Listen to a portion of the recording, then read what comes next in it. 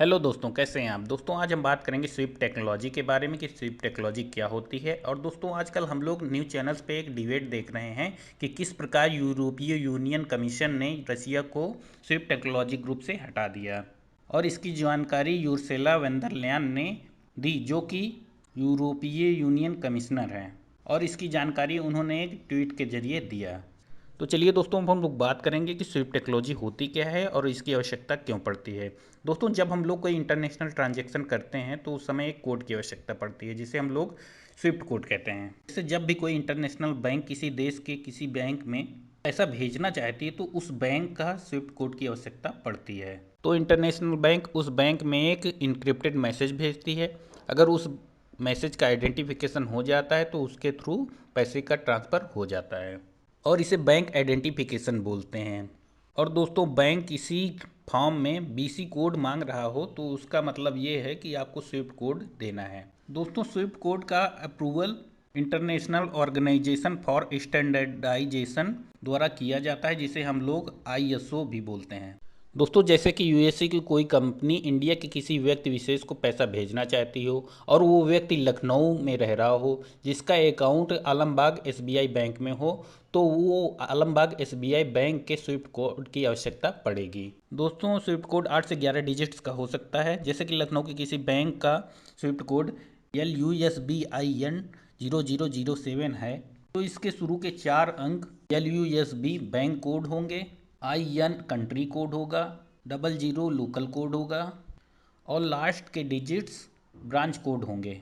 और दोस्तों इसका स्विफ्ट कोड LUSBIN 07 भी हो सकता है। दोस्तों स्विफ्ट कोड ये गारंटी देता है कि ट्रांजैक्शन फेक है कि नहीं। दोस्तों स्विफ्ट टेक्नोलॉजी ग्रुप में 210 कंट्रीज के 11,000 बैंक शामिल हैं और इसका हेड ऑफिस बेल्जियम में है। और दोस्तों रसिया और यूक्रेन के कॉन्फ्लिक्ट के चलते रसिया को इस टेक्नोलॉजी ग्रुप से बाहर कर दिया गया, जिसका कंफर्मेशन यूरोपियन यूनियन कमिश्नर योर्सेला वंदरल्यान ने ट्वीट्स के जरिए दिया। और दोस्तों इसके लिए उन्होंने 2 ट्वीट्स लिखे हैं, जिसमें से पहला है, first we committed to ensure that a certain number of Russian bank are remove from SWIFT. It will be stop them from operating world wide and effectively block Russian export and import.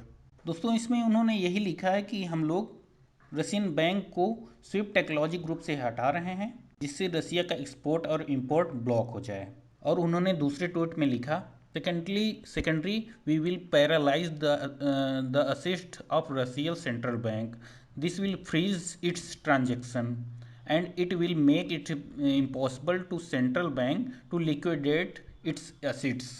और इसमें उन्होंने ये लिखा कि जिससे Russian bank paralyse हो जाएंगे और उनका ट्रांजैक्शन रुक जाएगा और जिससे उनके कोई भी एसेट्स हैं वो लिक्विडेट नहीं हो पाएंगे। क्योंकि हम सभी जानते हैं कि रसिया डिफेंस, ऑयल, गैस को बहुत ज़्यादा एक्सपोर्ट करता है, जिससे वो बहुत ज़्यादा पैसे बनाता है।